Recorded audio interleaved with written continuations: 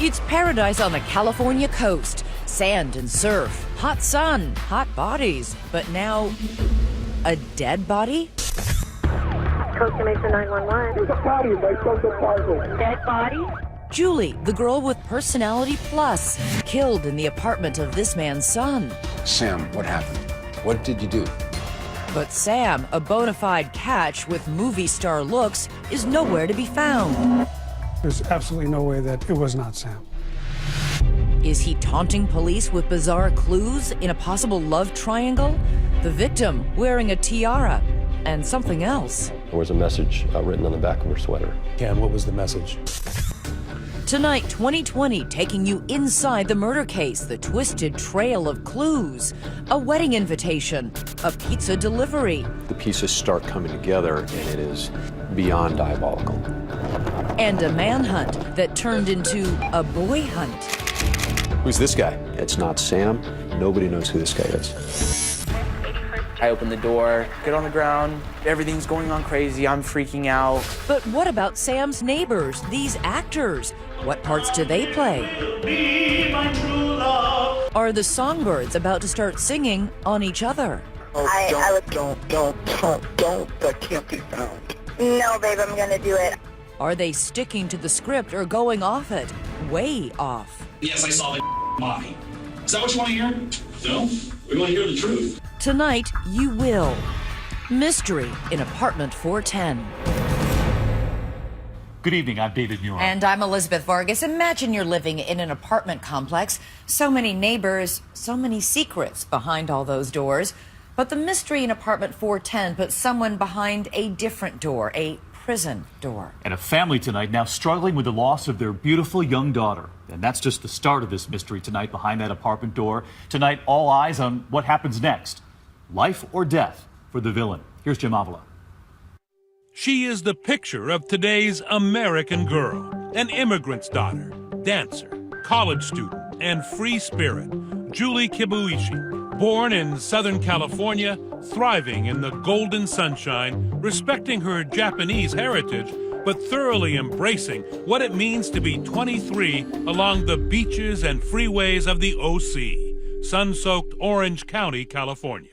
I would say Julie is definitely an all-American Japanese girl. She liked to sometimes bow, just her kindness. Kindness, that's the word you hear over and over to describe Julie, a quality no one ever expected could be her undoing. Costa Mesa 911. There's a body in my son's apartment. Is it a female or a male? It's female. It couldn't be Julie, could it? The innocent, lively, creative young woman with a big circle of friends, most of them known well by her parents. And her friends and the people she hung out with, never any danger. No. Nothing really for a mother to worry about. My kids, they didn't go anywhere that they should not to go. But Mom had never met the new man in Julie's life, 26-year-old Sam Hare, older and much more experienced in the world. Julie meets him at community college. He's a handsome combat vet, even a hero with Bradley Cooper looks, who served in Afghanistan and is now home in Orange County, pursuing his college degree and a little fun along the way. Larger than life, gregarious, and by all accounts, easy to like. I hope you're taping this for my mommy back home. Big, strong guy, happy-go-lucky, just a big galoof. Larry Gonzalez grew up close to Sam in the military, calls him brother, and was in the trenches of Afghanistan with him at Camp Keating, a remote outpost under constant fire. It can range anywhere from half an hour to hours. And all those months in the front lines had an effect on Sam Hare. Like too many of our returning soldiers, he showed signs of PTSD. Ruben Salas is a Marine combat veteran and one of Sam's best friends. He'll have those nightmares. That's got to be pretty scary, huh? For him, it was very traumatic. Two outgoing 20-somethings from different worlds now living the life in Southern California. Julie, the passionate dancer with enough talent to be accepted at the prestigious Orange County School of the Arts, where Cindy Pekka Dolan taught her for 5 years. She was very compassionate and warm and talented as well. Very fun to watch on stage. It's the same school where Glee star Matthew Morrison learned his craft. Everybody wants a thrill. Take a look at Julie in performance. Athletic, flexible, dynamic. Julie wasn't just artistic, she was smart. Sam was struggling. They met in anthropology class, so she volunteers to tutor him. Sam's parents, Steve and Raquel Hare, say Julie and Sam were good for each other. She looked up to him, and she was very good at tutoring him in anthropology, and he got an A in that class. And they're friends, right? And I said, Sam, is there anything going on with you and Julie? And he says, absolutely not, Dad. She's like my kid's sister. Okay, what's going on, sir? But on this spring night in the OC, Kid's sister is in big trouble in Sam Hare's apartment. There's a what? A dead body. A dead body? Are you sure, sir? I can think he's cold, man, I'm sure. Okay. He's cold. Julie's lifeless body is sprawled across the bed. That's Sam's dad, Steve, making the breathless 911 call. Sam was supposed to come to our house for the weekend. When Saturday came, we hadn't heard from Sam, and throughout the day, I was calling his phone, but his phone it was off, and Sam never turned his phone off. And I said, honey, I'm gonna drive on down to Sam's to make sure everything is okay. And I had the key to his apartment. I walked in, and everything was neat, everything was clean. I looked around, I called Sam, nobody. Okay. It's your son's apartment? Yes. She's in the bedroom. She's like there's been some sexual activity. She's dead. There's blood on her head. I knew she was dead, but I could see, unfortunately, I hate to say it, the clothes were ripped off. Does your son know who it is? He's not here. Jesus, honey. You walk into his apartment, Correct. And there's a dead woman there. Correct. What's going through your mind? The initial thought is, what happened? Sam, what happened? What did you do? But Sam, who outwitted and survived the Taliban in Afghanistan, was not around to answer. He was suddenly, unexpectedly off the grid. The motive for the murder is still not known. Samuel Hare hasn't been seen. Police have issued an all-points bulletin for Sam Hare, a combat veteran suffering from flashback nightmares. PTSD is very much in the back of our minds. So you knew he knew how to use a weapon? Correct. That's why the armed and dangerous comes in, where he's missing and there's a possibility that he has weapons with him. So everything that you heard about him pointed to Sam as being the guy? There's absolutely no way that it was not Sam. Back at the crime scene, her cell phone is constantly beeping with text messages, her Taylor Swift ringtone alerting the cops to its presence. Her mother, June, is searching for the good daughter who never is out of touch. I don't even know how many times I text her. And are you still asleep, or are you okay? And no response. And then I started to think, what's going on? When we come back, what the killer writes on her back that points to a love triangle. Was Julie caught between two lovers? Obviously, there's a dead woman in my son's apartment, and he's missing. I get it. All the suspicions are going to be on him. Stay with us.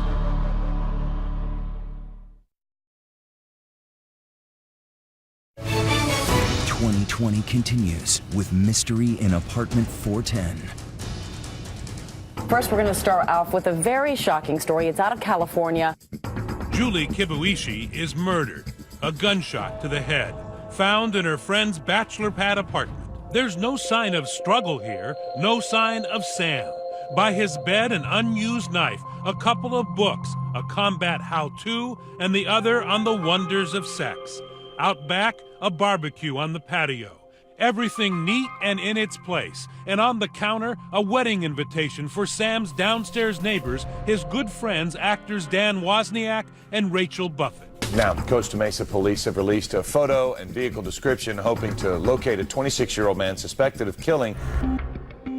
Costa Mesa, in the heart of Orange County, a city of 100,000. It averages just 2 murders a year. But on this May night, with a half moon rising, Lieutenant Ed Everett and Detective Jose Morales walk into what looks like a slam dunk of a murder case. I was thinking a potential love triangle. Right as you walk into that doorway, you can see Julie's body positioned on the bed.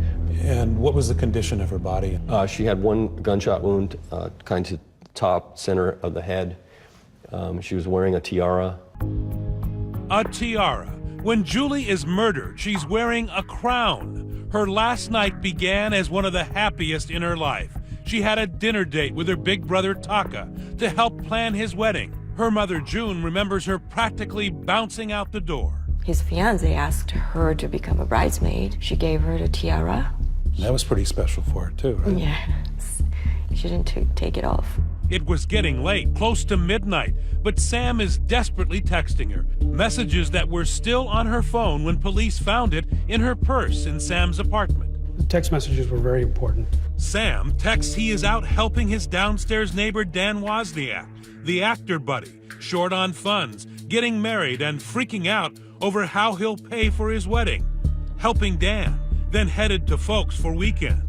But less than 2 hours later, Sam seems suddenly in distress, texting Julie, "Can you come over tonight at midnight alone? Very upset. Need to talk."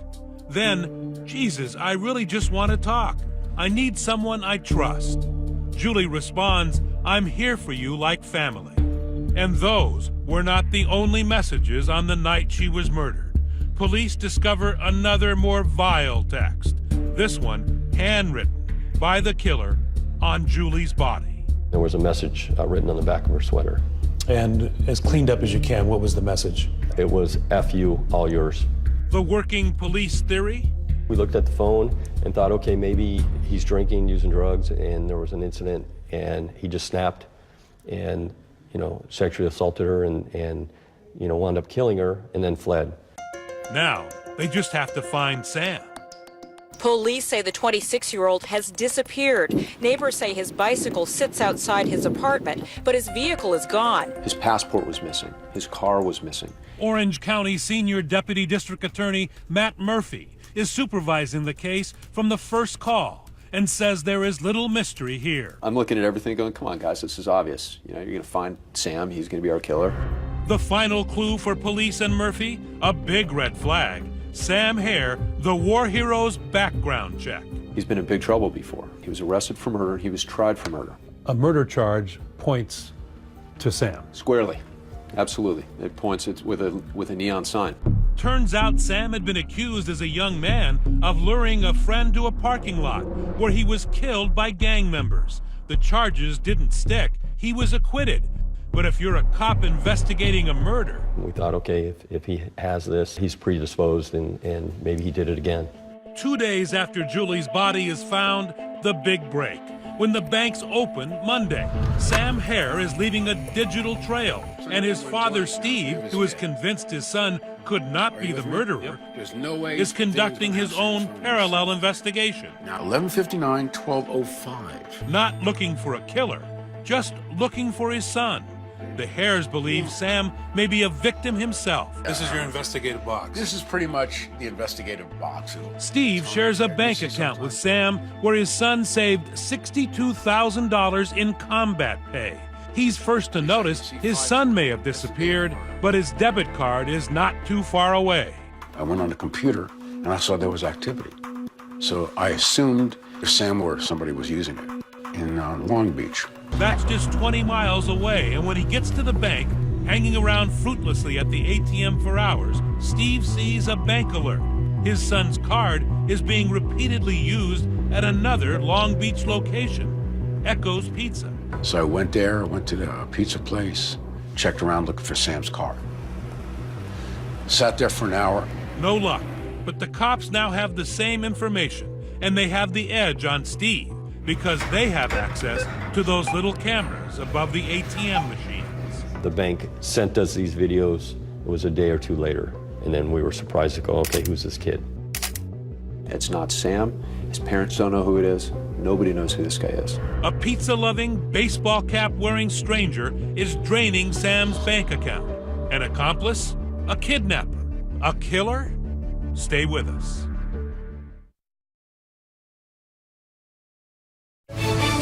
Once again, Mystery in Apartment 410 as 2020 continues. The digital trail is suddenly white hot. The suspect in Julie's murder, Sam Hare, may be in police sights. Sam's debit card is showing up in Long Beach, 4 ATM withdrawals and 2 pizza deliveries. But at the end of the trail, a mystery man, or more accurately, a mystery boy. We were surprised to go, okay, who's this kid? Great question. And to answer it, you've heard of follow the money. How about follow the pepperoni? The cops are hungry to crack this case, and they know from the bank records their suspect is just hungry. The pizza has been delivered to a certain address in the city of Long Beach. A police copter overhead, undercover cops watching the pizza house. Police think, finally, they may have found Sam Hare's hideout. When I hear this helicopter circling, I'm like, what's going on? Recognize him? You've already seen this kid. His name, Wesley Freilich, the baseball cap teen in those pictures taken at the ATM. The 16-year-old skateboarder now at the center of a full-on SWAT team helicopter hovering raid looking for a murderer. At his mom's house, where he and a few friends are, you guessed it, half into a large pepperoni pie. I open the door, and that's when they say, don't move. Sir, come here immediately. Get on the ground. Wesley was trying to be a tough guy in front of his friends. As we explained the gravity of the situation, a murder was involved in this case. He had a change of demeanor, started crying. I'm myself. Everything's going on crazy. I'm freaking out. I'm being questioned about this whole withdrawing money from the ATM. Police quickly figure Wes is not the murderer. But where is Sam? The police go inside. My mom's door to her bedroom is shut and locked, and the police are assuming that he's in there. So we forced entry into that room to search it.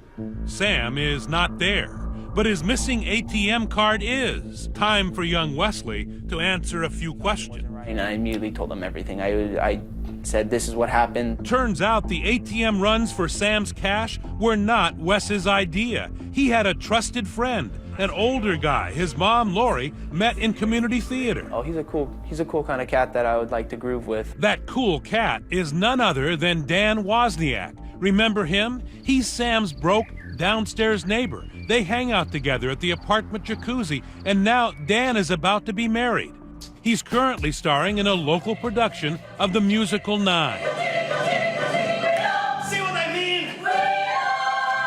Wes tells the authorities Dan gave him Sam's ATM card and PIN number and fed him a story about using that card to collect money Sam Hare owed him. A scheme only a 16-year-old with a hankering for free pizza might believe. Yeah, he had an actual folder of paperwork and saying that this was all legal, that it's all good to go, and all they need to do is withdraw the money and to make sure I wore a hat and glasses. So Wes and Dan drive from Mom's house around the corner and down the block to the Chase ATM. Where is he parked? He's parked over there in that parking lot. So he can see what you're doing. Yes. Well, the cameras aren't seeing him, but the cameras are seeing me. He rolls over to the ATM on his skateboard. But at the machine, young Wes has a little trouble. Yeah, I skate across and come here. I put the card in, gave me the PIN. Back at the car, Wes says Dan is jumpy. The first reaction actually was, why'd I take so long? And I told him my first time using an ATM, so I don't know exactly what I'm doing. He knew enough to withdraw $400 and over the next few days, similar amounts that he turned over to Dan Wozniak, who had rapidly become a suspect in the disappearance of Sam Hare, and a person of interest who may know how Julie Kibuishi died. So at that point, it's time to bring Dan in. Yes, it is. I had Detective Morales call Daniel using a ruse of, hey, we need you to come down. And Dan said he wasn't available. He was at his bachelor party. The Hares and the Kibuishis are waiting for answers, but Dan is busy, and he blows off the cops. These families, they're experiencing the worst grief that a family could experience. At that moment, Daniel Wozniak's on his way to his bachelor party. He won't come to them, so they go to him. Dan Wozniak was there with a couple of his friends. And immediately when he saw me, you could see the blood drain from his face. He turned pale and immediately looked down. He says, I'm going to tell you everything. I'm sick of covering for Sam. I'm sick of covering for him. I'm going to tell you everything. Are Sam and Dan in cahoots? Where is Sam? One thing we know, there will be no celebration on this night for Dan Wozniak. He's under arrest and headed to the interrogation room. And so are we. How was your life in danger? He threatened it. And all of a sudden, the pieces start coming together, and it is beyond diabolical. You just told us you saw 2 bullet wounds. You were standing over. No. Stay with us.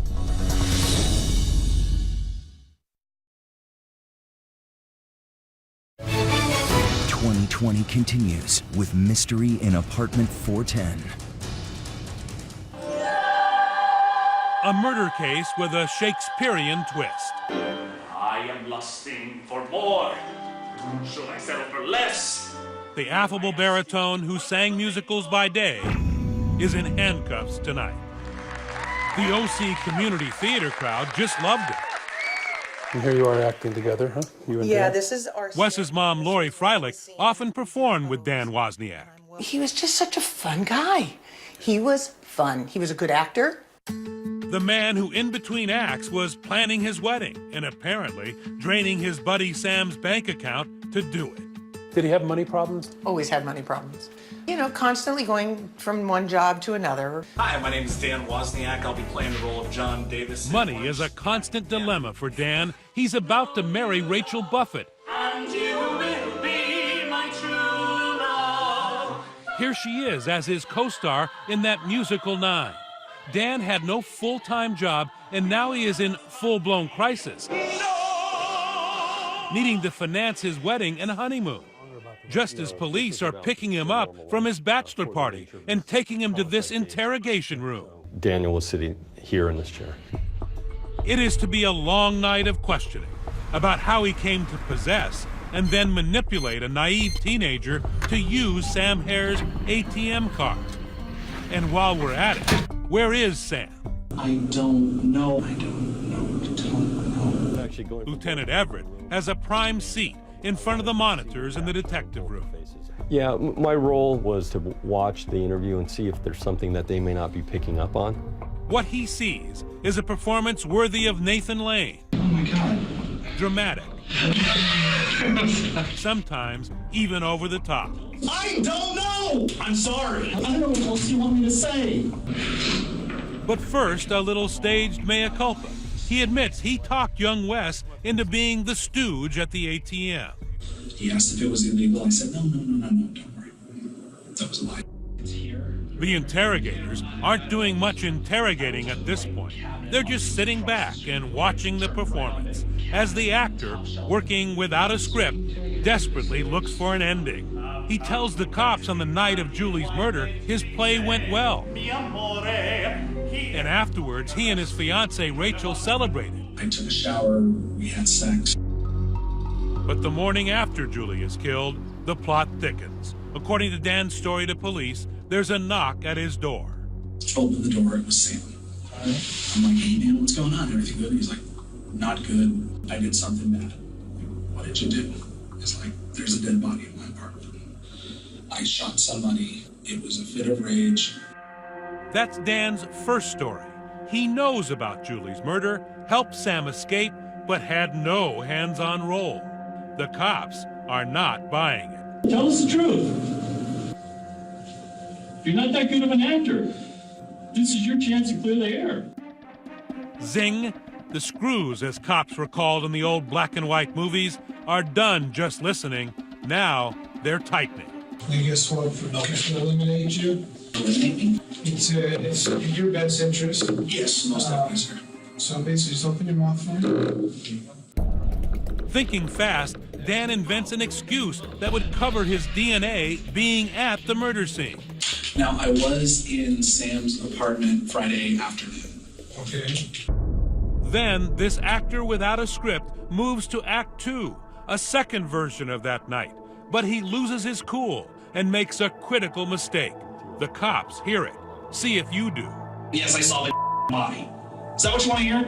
No, we want to hear the truth. That is the truth. Okay. How'd your DNA get on her? Because I was right for the body. DNA doesn't just fall off. I don't know. Okay. I didn't touch her. I didn't do anything. What did you see? Saw 2 gunshots in her head. Why did the 2 bullet holes bother you so much, that he knew that there were 2 bullet holes? Because when we were in the apartment and we all looked in, it was only one visible to our eyes. And then when he had mentioned he saw 2 gunshot wounds, I said, well, he was there when she was shot. He must have seen or done the actual 2 shots. Right. He was there when she was killed. Cue the gotcha music. Dan Wozniak has a lot of explaining to do now. You just told us you saw 2 bullet wounds. You were standing over. No. Okay. Whoa, stop. That's exactly what you said, Dan. You can't even keep your lies straight. His story kept changing. I think he thought that his acting ability was going to carry him through this performance, so to speak, and it wasn't doing it. Detectives send Wozniak back to his cell. With the gravity of the situation sinking in, he asks to call his fiancée, Rachel. Hello? Hi, baby. It's a call that will finally bring down the curtain on Dan's one-man show. I need to make a phone call to the detective now. Why? Why? Because Rachel has found out that Dan's brother Tim is carrying incriminating evidence. He had the murder weapon, and at some point, Tim says, hey, I got to get rid of this. Daniel's been arrested. Rachel tells Dan she's going to the cops. I need to call him and let him know before they catch me on this recording device because it looks like I'm not trying to tell him right away. Then I'm doomed. Do you know that Tim had some evidence? Yeah. Oh, God. Oh, God. Oh, God. Okay. Well, this is ridiculous, and I have to go tell the detectives the truth. No, baby, Tim did speak up. Only to me so far, and it was in passing. I said, I'm going to the police station right now. Danny's been arrested. He started freaking out. No, don't. That can't be found. No, babe, I'm going to do it without the sound. Listen to me. No. What? Trust me, please. You realize they're recording this phone conversation anyways. You're being an absolute ass to try and lie again. And that's when he decides to let the jailer know, hey, I need to speak to the detectives. Up next, the final act. Do you want to talk to us, yes or no? Yes. Okay. The chilling truth about Sam Hare, the war hero, from the voice of the man who knows where he is. It's borderline fun. Is that what you want to hear? Stay with us.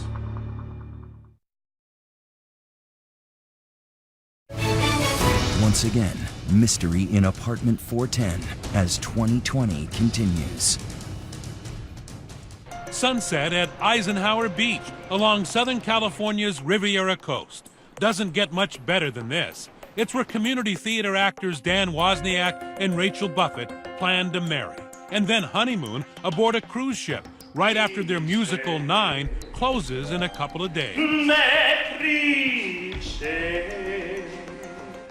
But there's been a hiccup in their matrimonial machinations. Eyewitness News reporter Eileen Frere is live at Long Beach with new information on this grisly case. Dan may not make those nuptials. He has a previous but sudden and more pressing engagement with police. Okay?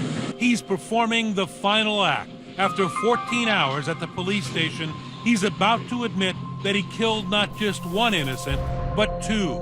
In a macabre plot worthy of Pulp Fiction. You said you wanted to talk to me. What's going on? I'm crazy and I did it. You did what? I killed Julie and I killed Sam. Okay. All right. Where's the both? Dan Wozniak labels himself a pathological liar in a downward spiral for 2 years, who couldn't bear to admit to his beautiful fiancée he had no job, no money, was about to be evicted, and could not afford to marry her. But Sam, his neighbor, had saved all his combat pay and had an account that looked like problem solved for Dan. $62,000 is unlimited wealth in the world of Daniel Wozniak. He's the perfect target. His war hero friend Sam, who out of kindness volunteered to help him with his wedding, was actually the first to die. Dan Wozniak had the cold heart of a debt collector. So Daniel Wozniak's world, there was no problem in his mind murdering 2 people so he can go on a honeymoon. The scene of the crime, a place Dan knows well, the Liberty Theater. Backstage, beyond the lights, up in the dark, dank rafters, he lures Sam to an unexpected, violent death. I went upstairs and then said, well, we need to move something from the attic. And when he bent down, I grabbed the gun and I shot him. How many times? And once again, he was still alive. Where'd you shoot him at? The back of the head as he was kneeling down. And then the second time? Second time he was down, he was still talking, saying, I need help. What did he say to you? I need help. Something hit me. It felt like an electric shock. And then what'd you do? I reloaded and fired again. And it's not over by far.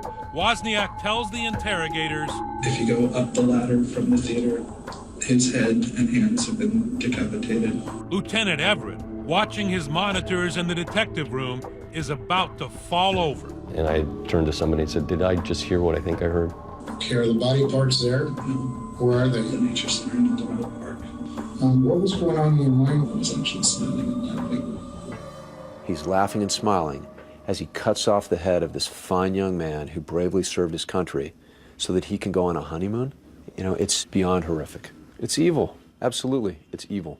But despite all the terrible things these grizzled detectives have heard, there is something that bothers them even more: the senseless murder of an innocent, near stranger, Julie Kibuishi. Julie is basically being killed to cover this thing up, and it just, I mean, it's horrific. And here's what you didn't know till now. After killing him, Dan Wozniak takes Sam's phone and sends Julie those urgent texts to lure her to her death. Julie was wearing like a crown tiara. She had just come from her brother's. She said, well, I have a key, let's go in. And then said, oh, by the way, did you see this in Sam's bed? And she was leaned over and put 2 bullets in the back of her head. Why did you feel you had to kill Julie? What was the rationale behind that? Seriously, to cover up Sam. And so how would that cover up Sam? To make it look like he was on the run and he did. His plan is to make Sam Hare look like not only just a killer, but a rapist and a crook. His plan is to destroy his memory and destroy his reputation. The search continues here in a heavily wooded area of this park. We had search teams broken up into different quadrants. Someone out this way, someone back here, someone in this part of the park. I transported them in the backpack. I got plastic bags from Mimi's Cafe, put them in the backpack. Was he able to just walk in here with a backpack full of body parts? He came in with just plastic trash bags and then kind of dug shallow holes and covered them with leaves and the debris that you see around. And what did Dan do after killing 2 people? This is that night's wrap party for the cast and crew of 9. Center stage, a smiling Wozniak. By the way, Sam would have been 27 on the day he was found in the park. Clearly, there was no party for the Hares on that terrible day. Okay, it's his birthday. And I remember waking up and thinking, I'm hoping, I'm praying they find my son's head. Who can write a script on that? Sam's body is so unrecognizable, it had to be identified by love, a tattoo on his chest in honor of his parents. It was a heart and a rose, and it just said Mom and Dad in there. So it signified that I love you. Right on his chest. Right, big, very big, and he's like this size. Yeah. After the confession, police recovered the backpack filled with evidence: Sam's bloody clothes, his passport and wallet, and the gun that killed him. Even with all that, he pleaded not guilty. Wozniak's trial, which ended just weeks ago, was quick and to the point. For the prosecution, a few witnesses, a summation, and of course, Dan's confession. It was all just about the money. That was it. At this 5-day trial, the defense had no opening argument. They called no witnesses, and in their closing did not come close to using the word innocent or even ask for a not guilty verdict. The jury wasted little time. We, the jury, find the defendant, Daniel Patrick Wozniak, guilty of the crime of murder in the first degree. This trial was not about whether or not he was guilty. He was guilty. Guilty of 2 counts of first-degree murder. But no one is leaving the courtroom because next, this same jury must decide the bigger question. Does Dan Wozniak deserve to die for his crimes? And on that question, the jury reveals it has some doubts. And you didn't want to be deadlocked. No, it was just an agonizing decision. I'm sitting in my car and I'm sobbing. Stay with us.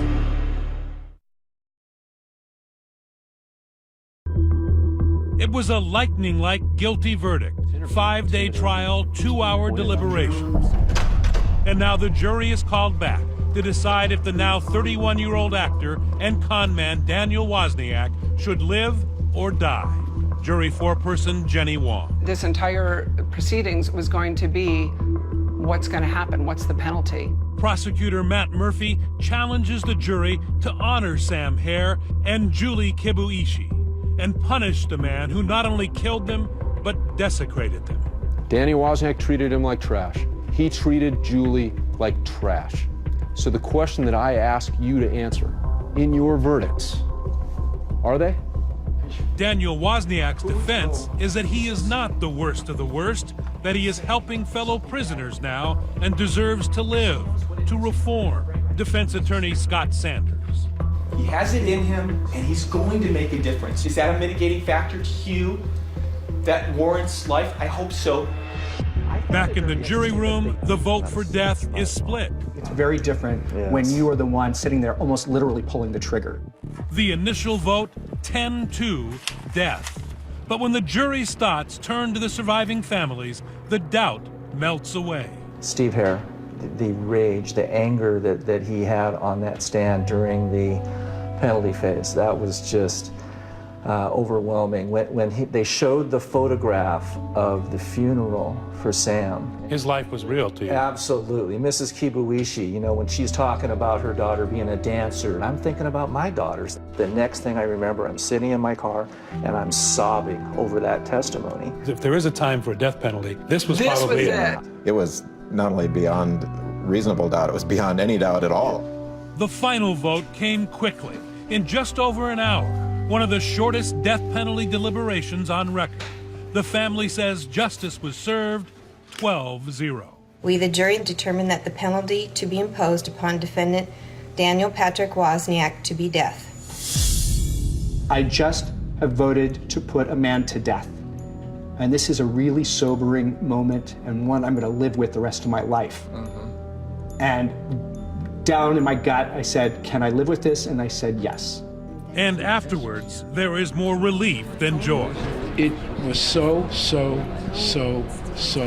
long overdue. But I could start healing. It's time. You know, we feel like one closure to our nightmare chapter.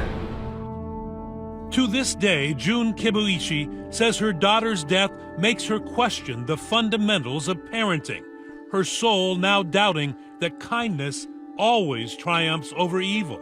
I told all my kids, be nice person, kind to other people, and if they need help, you should help. But that just took my daughter's life.